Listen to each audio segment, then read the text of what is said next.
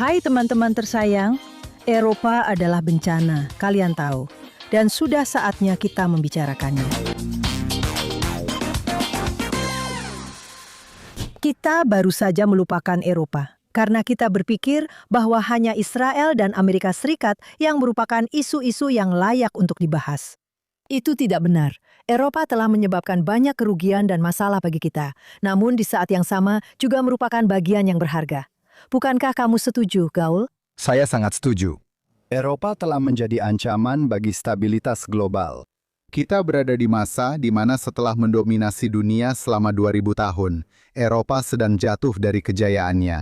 Dan kejatuhan itu memengaruhi kebijakan, memengaruhi perang, memengaruhi perdamaian. Jadi saya mengantikan untuk berdiskusi dengan Anda. Lihat, saya akan beralih ke masa kini, dan jika Anda melihat setelah tanggal 7 Oktober, apa yang telah dilakukan Eropa adalah sebuah bencana. Memang benar bahwa tidak semuanya begitu.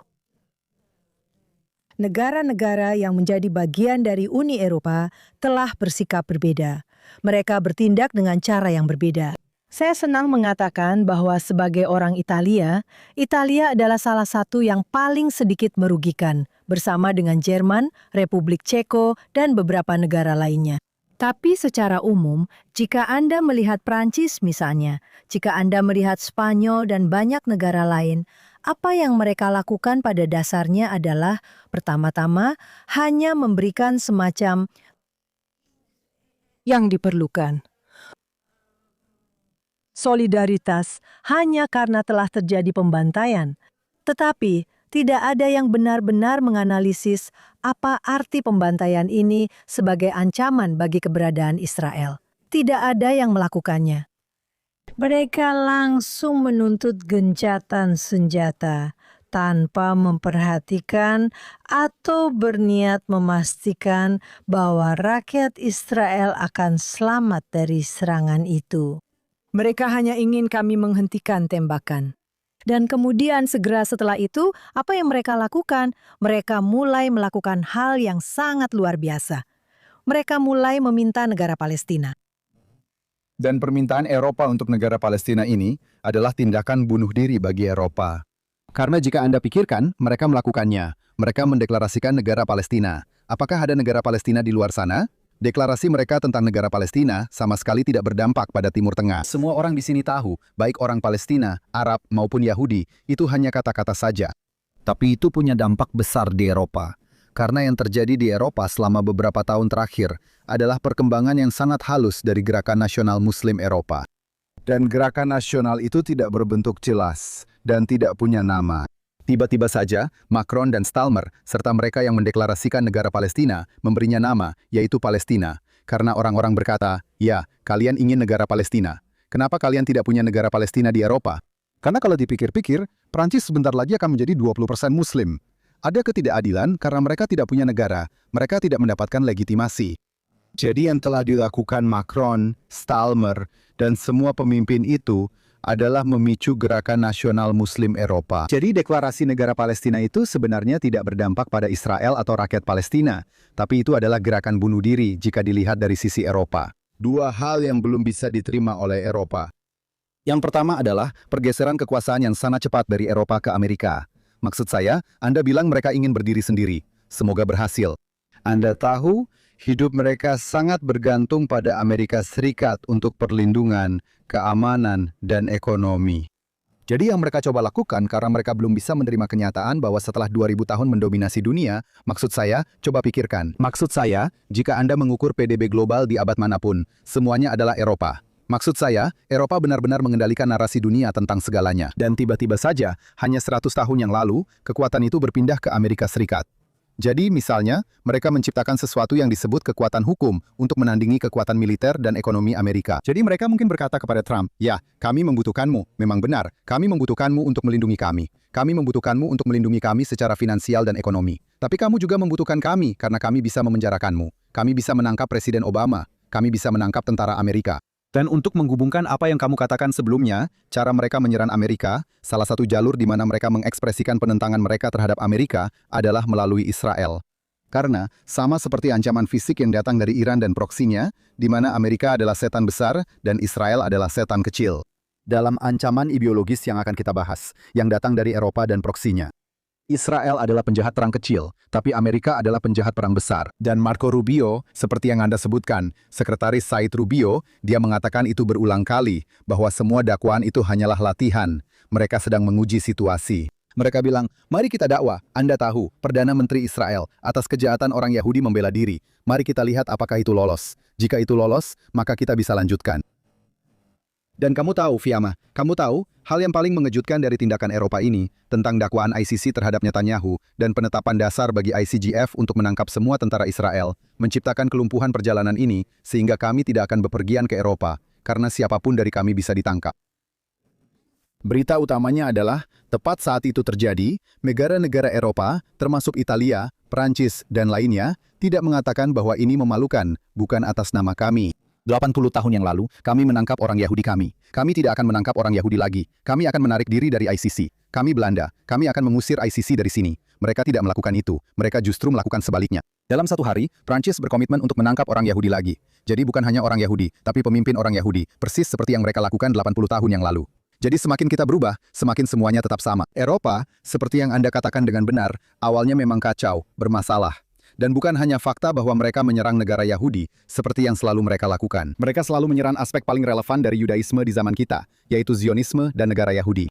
Bukan hanya karena mereka belum bisa menerima pergeseran kekuasaan ke Amerika, dan mereka tidak menerima kepemimpinan Amerika demi keuntungan dan perlindungan mereka sendiri, tetapi mereka juga bertindak menghancurkan diri sendiri dan menciptakan ancaman bagi stabilitas global. Seluruh deklarasi Palestina ini, orang-orang Palestina mengatakan bahwa pengembangan ideologi Neo-Palestina merupakan ancaman bagi Eropa, merupakan ancaman bagi stabilitas global, dan itu berasal dari Eropa. Jadi, Anda menyebutkan konferensi keamanan persatuan, benar sekali. Anda tahu, setahun yang lalu, J.D. Vance ada di sana, dan dia mengatakan bahwa ancaman yang paling membuatnya khawatir terkait Eropa adalah ancaman yang datang dari Eropa sendiri. Dan saya sangat setuju dengan itu.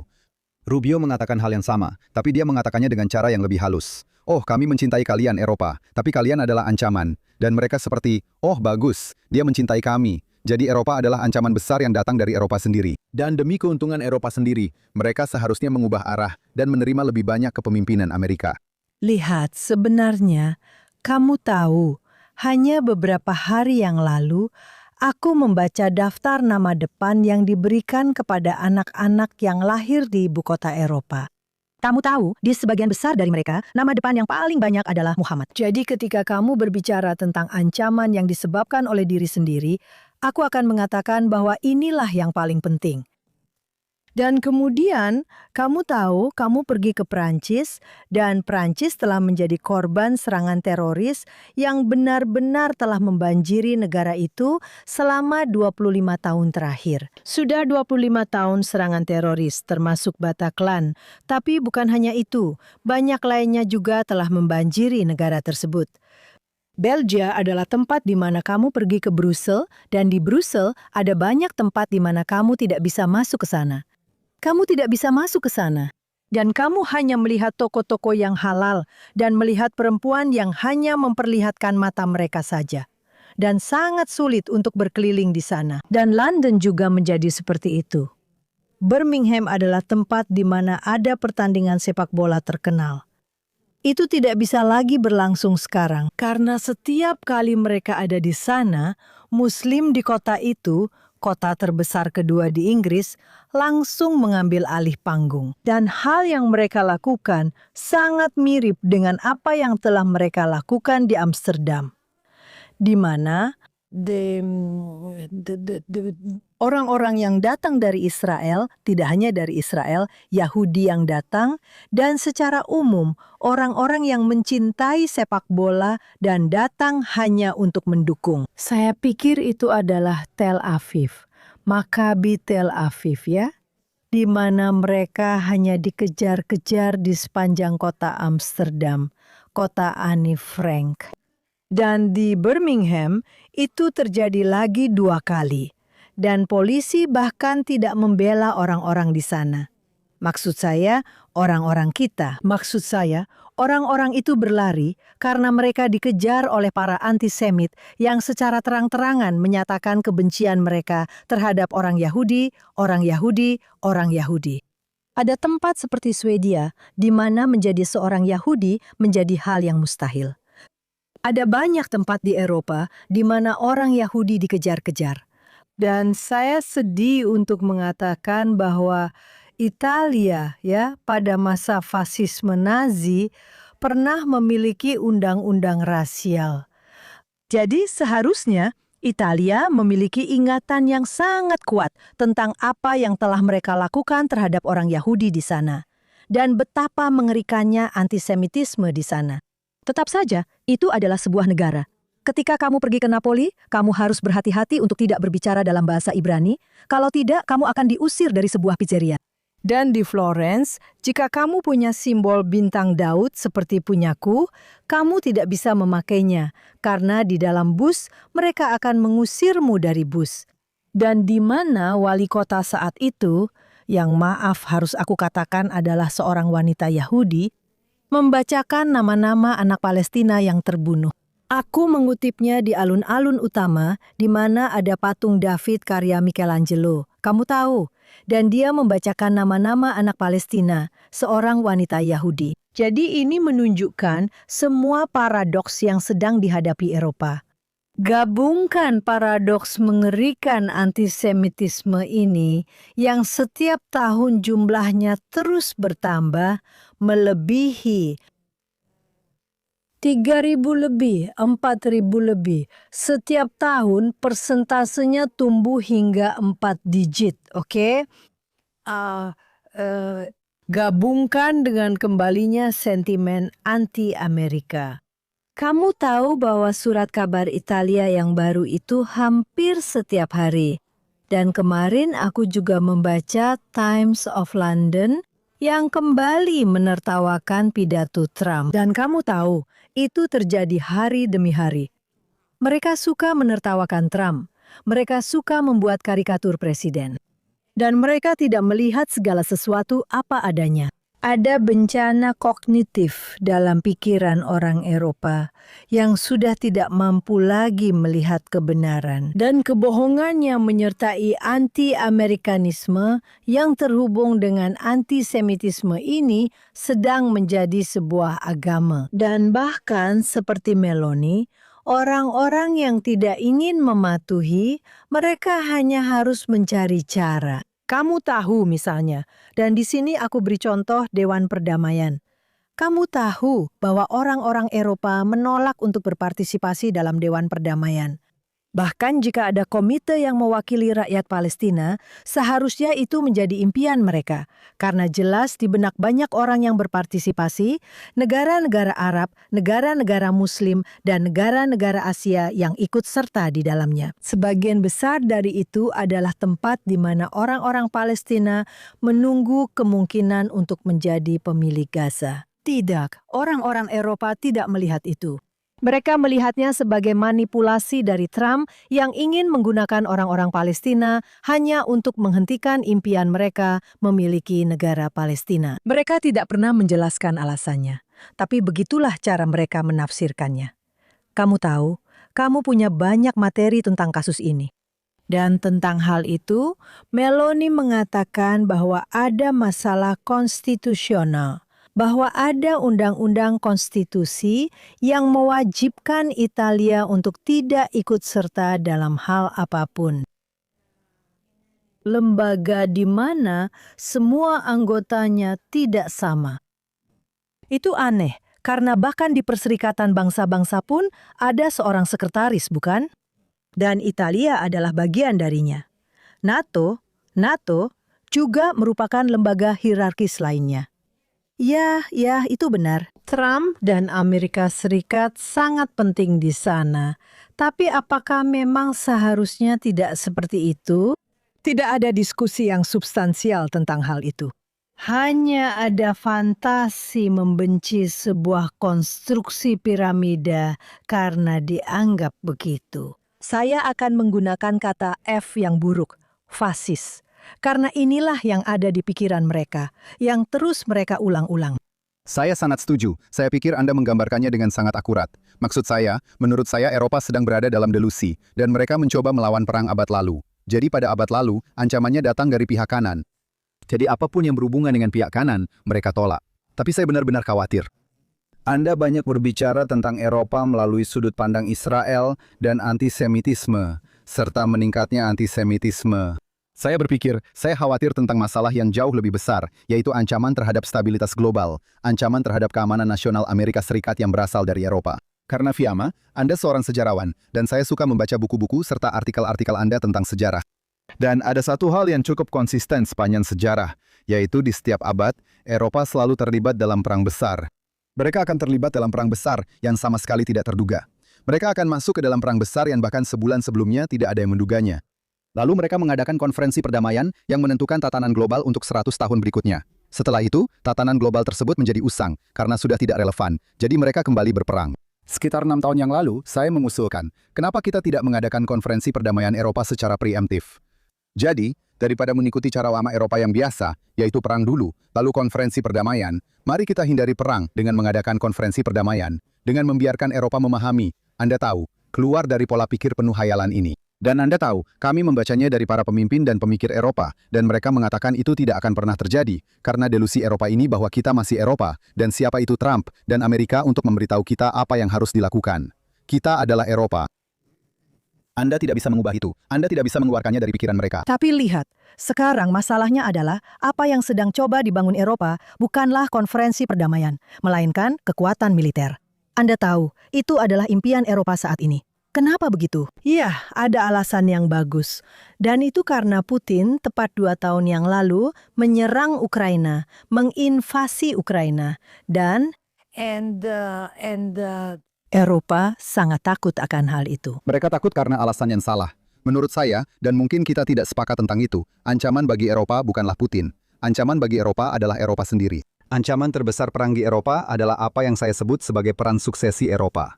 Ada 3 kekuatan di Eropa yang tidak saling berbicara dan saling meniadakan. Ada kaum integrasionis, kekuatan baru yang baru muncul sekitar 70 tahun lalu sebagai reaksi terhadap realitas Perang Dunia Kedua dan realitas yang Anda jelaskan. Uni Eropa. Dan mereka ini ada di kota-kota, di kalangan kosmopolitan. Sebagian besar teman-teman Eropa saya adalah bagian dari kelompok itu. Orang-orang yang percaya pada gagasan negara-negara bersatu Eropa. Lalu ada kaum nasionalis, yang sangat dibenci oleh kaum integrasionis. Saya bilang ini seperti perang, tapi memang mereka membenci. Maksud saya, karena mereka sendiri yang bilang begitu kepada saya. Orang-orang yang nasionalis berkata, iya, kami memang di Eropa, kami mungkin orang Eropa, tapi saya orang Prancis, saya orang Inggris, saya orang Italia. Lalu ada kaum Muslim. Ini adalah 3 kekuatan yang saling berusaha meniadakan satu sama lain. Misalnya, Uni Eropa membuat kantor untuk mendidik, untuk menyebarkan nilai-nilai Eropa. Apa nilai-nilai Eropa tentang obesitas, tentang alkoholisme? Maksud saya tidak tahu persis nilai apa yang mereka coba tawarkan kepada kaum Muslim, tapi mereka yakin akan hal itu. Mereka yakin bahwa cepat atau lambat, umat Muslim ini akan menerima nilai-nilai yang baik, yang telah dipengaruhi budaya Yunani. Anda tahu, mereka belum belajar dari 2.300 tahun sejarah Eropa. Dan itulah yang diidentifikasi oleh Peter Herzl pada abad ke-19. Eropa tidak pernah belajar. Eropa tidak pernah belajar, dan Eropa selalu berperang. Perang tanpa akhir adalah konsep inti Eropa. Dan mereka jadi ancamannya adalah bahwa Anda tahu, mereka perlu menyelesaikan 3 kekuatan ini, yaitu integrasionis Uni Eropa, para nasionalis, dan umat Muslim yang sekarang ada di Eropa. Dan saya benar-benar berharap mereka akan menyelesaikannya dengan cara lain selain perang. Jadi mereka fokus pada Putin, itu tidak masalah. Tapi mereka juga fokus pada Palestina dan negara Palestina, delusi Eropa yang khayali ini, sementara mereka sendiri menjadi ancaman bagi masyarakat global. Dan daripada mengejek Trump dan mengejek Dewan Perdamaian serta mengabaikannya, mereka seharusnya merangkulnya dan bekerja sama serta berkata, bagaimana kami bisa membantu? Agar kita bisa membuat Eropa menjadi lebih baik. Jadi kita bisa beralih dari konflik Israel-Palestina ini terlebih dahulu, yang merupakan mantra Eropa, ke Eropa terlebih dahulu. Karena Eropa terlebih dahulu adalah untuk kepentingan Amerika, kepentingan Israel, kepentingan Palestina, kepentingan global, dan terutama untuk kepentingan Eropa sendiri. Berhenti memicu konflik di tempat lain, dan mulailah khawatir tentang ancaman yang berasal dari Eropa itu sendiri terhadap dunia. Lihat, saya setuju dengan bagian dari analisis yang akan memberikan kita banyak diskusi lain di kesempatan-kesempatan berikutnya. Dan saya pikir ketika Anda berbicara tentang hubungannya dengan dirinya sendiri, Anda benar sekali. Maksud saya, kita tidak boleh lupa bahwa pernah terjadi perang 30 tahun di Eropa antara negara-negara yang sebenarnya tidak pernah benar-benar menemukan kesepakatan setelahnya. Anda tahu, Prancis dan Jerman selalu saling membenci. Maksud saya, mereka akan bilang begitu, tapi memang benar.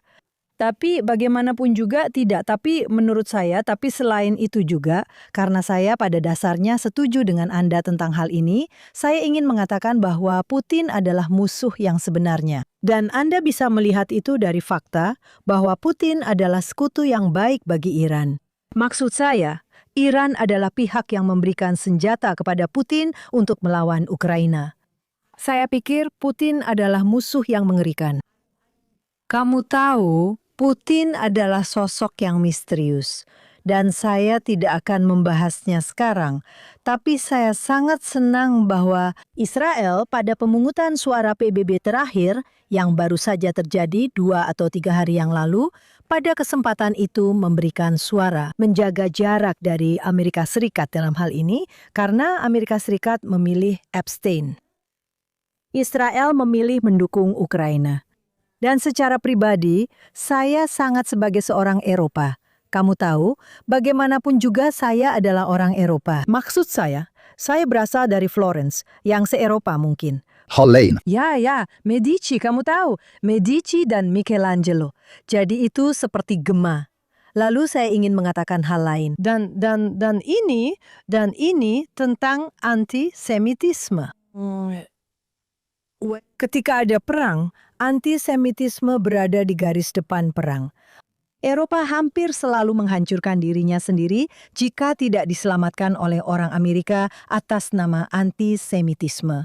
Ketika orang Jerman harus mundur dari seluruh Eropa karena mereka sudah kalah, maksud saya mereka sedang mengalami kekalahan.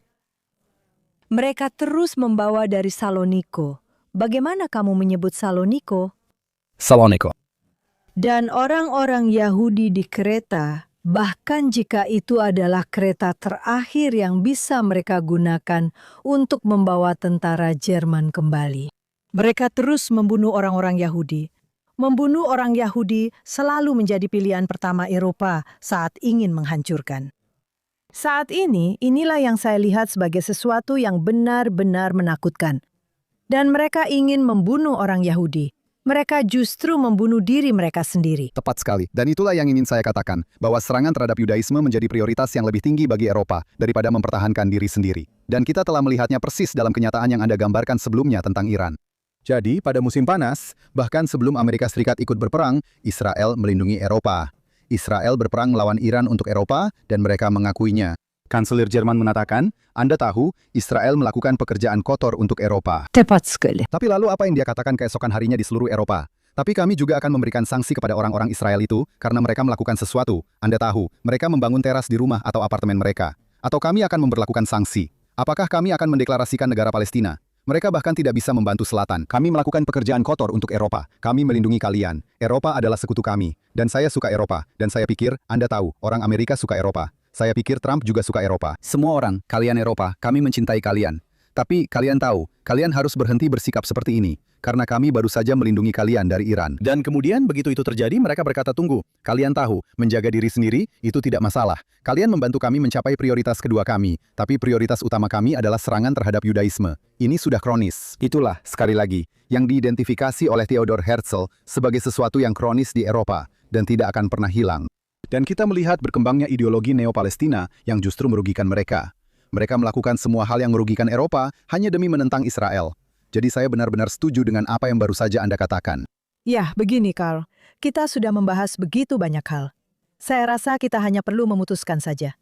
Ya. Itu pertanyaan yang bagus, Fiam. Saya ingin bertanya padamu, apa yang bisa dilakukan? Apa yang bisa dilakukan untuk mengatasi ancaman dari Eropa ini? Kamu tahu, menurutku, yang bisa dilakukan adalah selalu secara terbuka berpihak pada yang benar. Yang saat ini adalah Presiden Trump dan negara Israel di hadapan ancaman Iran. Karena ancaman Iran juga merupakan ancaman bagi Eropa. Kamu tahu bahwa Merz hari ini, setelah apa yang dia katakan di konferensi Munich, sekarang dia di mana? Di Deng Xiaoping. Di sinilah dia sekarang.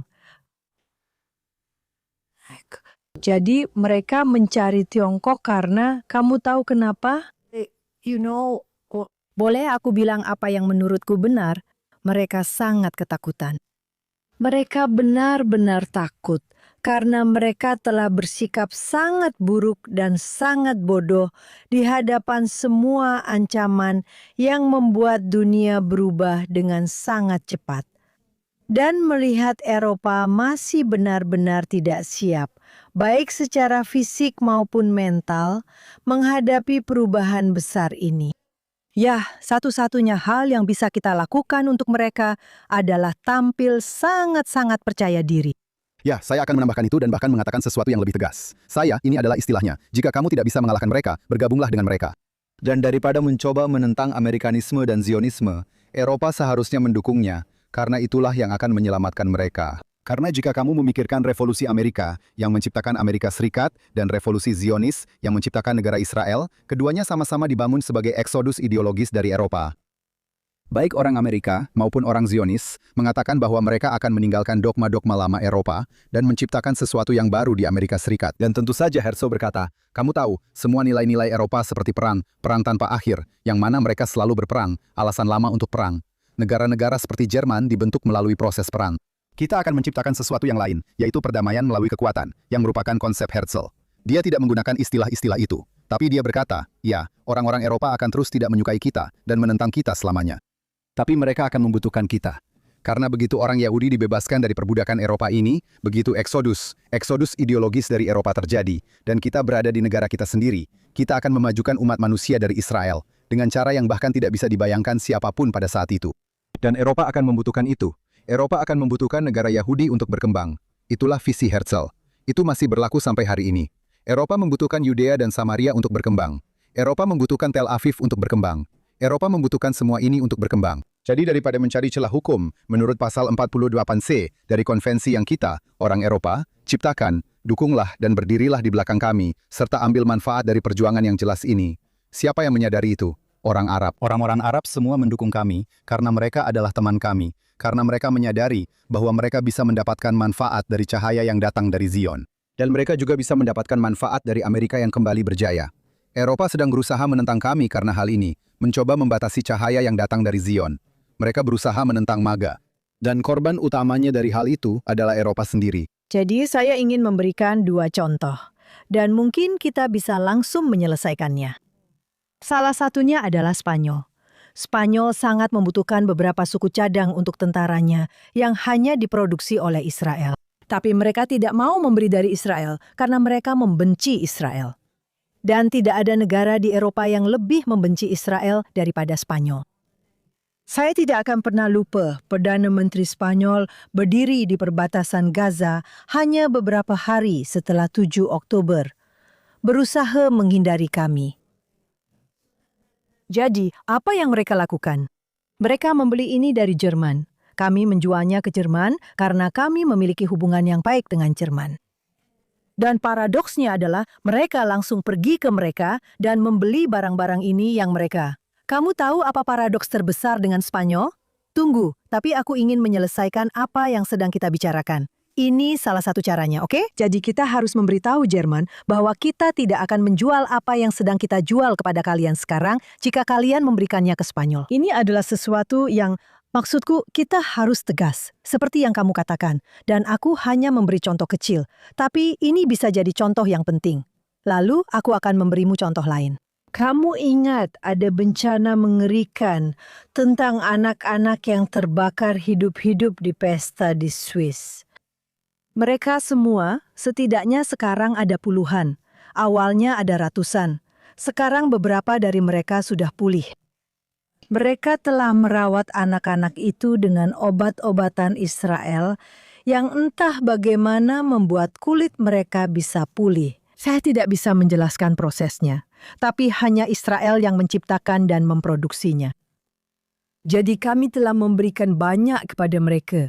Dan tanpa itu, mereka tidak akan bisa merawat anak-anak malang yang terbakar hidup-hidup ini. Jadi di sini, kami memberikan kepada mereka, dan kami melakukannya dengan sepenuh hati. Tentu saja, mereka membelinya, tapi kami senang memberikannya kepada mereka karena Italia adalah negara yang memiliki hubungan baik. Kita harus membedakan satu negara dengan negara lainnya. Apa yang mereka lakukan kepada kita? Bagaimana sikap mereka terhadap kita? Kita belum cukup melakukannya. Sudah saatnya kita mulai, menurutmu begitu kan, untuk mulai memisahkan mereka. Mereka tidak mau melakukannya. Kita yang akan melakukannya. Saya rasa saya akan mengatakan 3 hal. Pertama, saya sangat setuju bahwa salah jika mengatakan, oh, seluruh Eropa itu buruk, atau seluruh Eropa, kamu tahu, ada perbedaan, ada kekuatan yang sangat positif di Eropa. Dan itu, kamu tahu, kalau kamu mendengarkan Presiden Trump dengan sangat seksama, kamu tahu, dia ingin mereformasi Eropa. Tapi sama seperti kamu tahu, ada diskusi di Iran, kamu tahu, ancaman fisik datang dari Iran. Dan pertanyaannya adalah, apakah kita akan lebih baik dengan pergantian rezim atau tidak? Ada juga pertanyaan tentang ancaman ideologis yang datang dari Eropa. Apakah kita akan lebih baik dengan pergantian rezim di Eropa? Kamu tahu, beralih dari Uni Eropa ke kekuatan lain di Eropa. Dan saya pikir itu agak tersirat dalam percakapan-percakapan tersebut. Apa yang kamu jelaskan tentang gagasan bahwa Eropa mendapat manfaat dari Israel, tetapi kemudian berbalik melawan kita, itu sudah ada selama 2000 tahun. Richard Wagner, komponis opera, membicarakannya secara terbuka. Dia berkata, oke, ya, orang Yahudi mungkin menghasilkan musik yang hebat. Mereka mungkin dokter yang hebat, jadi nikmati saja perawatan medis mereka, tapi ada racun di dalamnya. Wagner menyatakan bahwa ada racun dalam opera Yahudi, pada orang Yahudi, dalam segala hal yang kita lakukan. Dan satu-satunya hal yang bisa dilakukan terhadap orang Yahudi adalah pemusnahan. Kemudian, Nazi menggunakan filosofi Wagner, dan itu terjadi pada abad lalu, di mana upaya untuk memberantas Yudaisme dilakukan secara fisik. Sekarang, upaya untuk memberantas Yudaisme yang kembali datang dari Eropa bersifat ideologis. Dan fenomena yang persis sama, persis seperti yang Anda jelaskan, terjadi. Baik, kita akan mengambil manfaat dari Israel, tapi kita akan terus menentangnya. Dan yang ketiga, tentang Spanyol.